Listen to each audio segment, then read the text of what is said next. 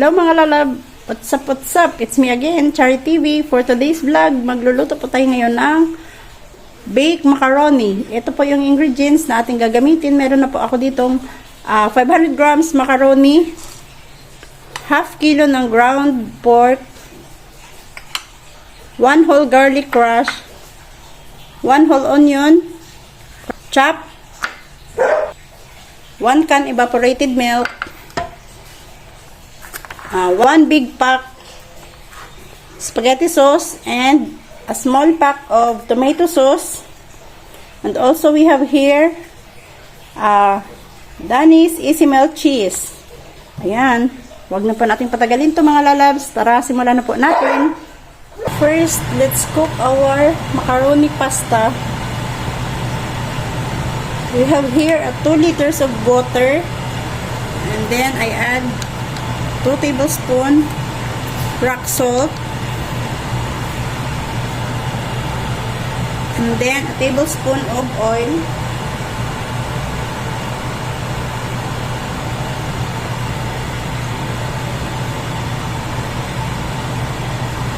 and let our water boil. And then if the water is boiling, we can now add our macaroni. And it's cooked for around 8 minutes.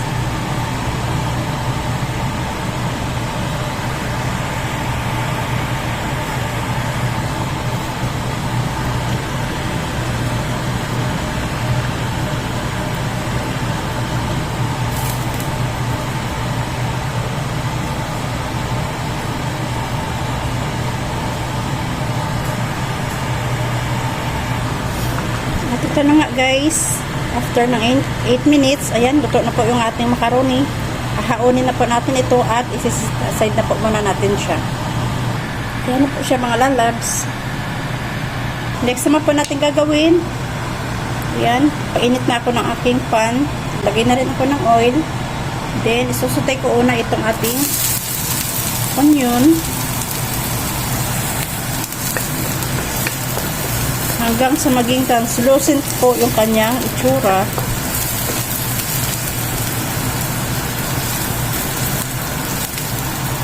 Ayan. Susunod naman natin ilagay itong ating garlic.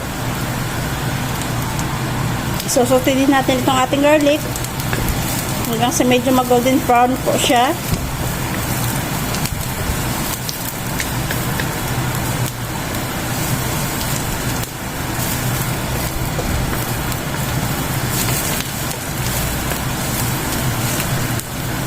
Next naman natin ilalagay itong ating lean pork.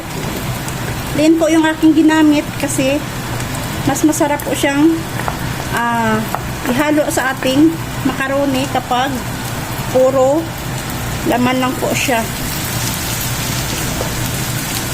Ito lang po yung ginamit ko kasi sobrang mahal po ng beef ngayon. Yan. Isutay lang po natin siya hanggang sa maluto po yung ating ground pork.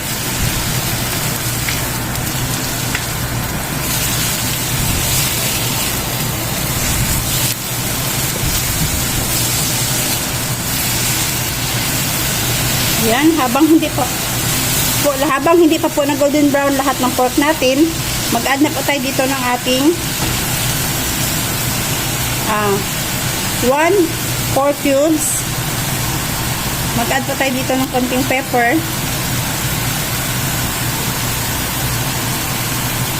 And then, yung ating salt.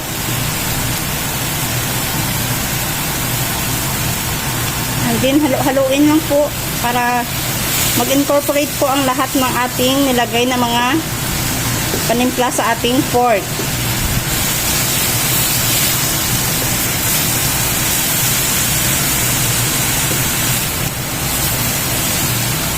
Mabilis lang naman po talaga maging golden brown yung ground pork kapag sinusote po natin siya.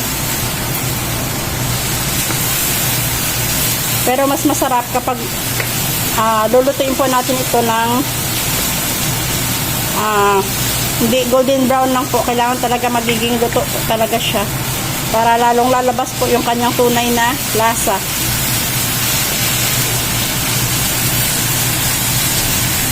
Then, i-add na po natin itong ating spaghetti sauce. 4 cheese po yung ginamit ko kasi para lalo pong sasarap tong ating gagawing macaroni. Then, i-add na po natin itong ating tomato sauce. Yan, small pack lamang po yung aking ginamit para magiging balance lang po ang kanyang pagiging medyo maasim.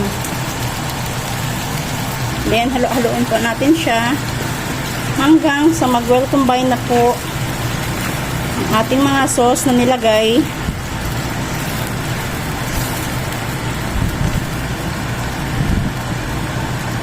Sa paggawa ko ng aking sauce, naglalagay na ako dito ng aking evaporated milk para sabay-sabay po silang kumulo ng ating mga nilagay na sauce. Yan, halo-haloin po natin silang muli hanggang sa mag-incorporate na silang lahat.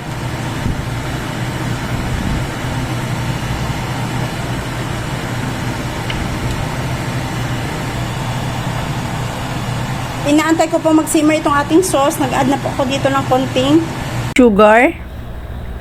Nasa around 1 tablespoon.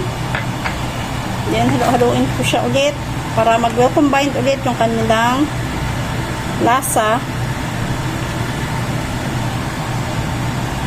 Yan, isi-simmer lang po natin itong ating sauce na mga around 5 minutes para maluto po itong ating mga nilagay na mga sauce.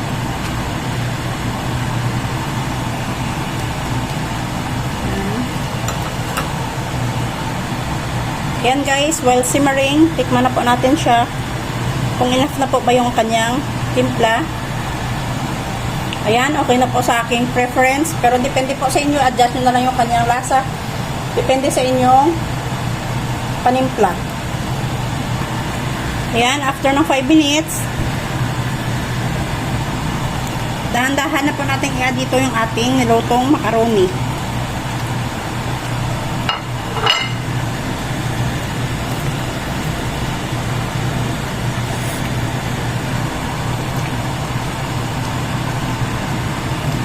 Paghaluin po natin siya para ma-absorb ng ating macaroni ang ating sauce.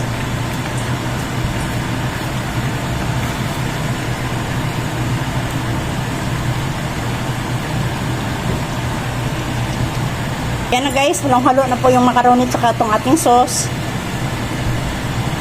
Yan, set aside naman po natin ito. Yan, next, i-assemble na naman po natin ito sa ating tray.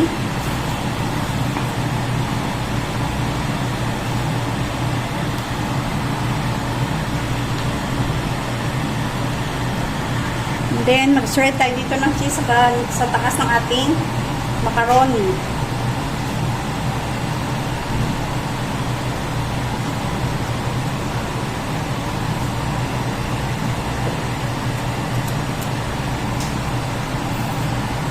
Yan na siya guys. Lagay natin ito sa oven ng hanggang sa mag-melt po itong ating nilagay na cheese sa taas.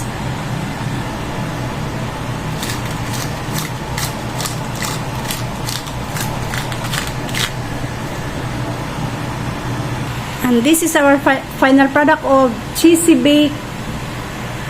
And this is our final product of cheesy bake macaroni. Thank you for watching. This is our final product of cheesy bake macaroni. Yan. Thank you for watching.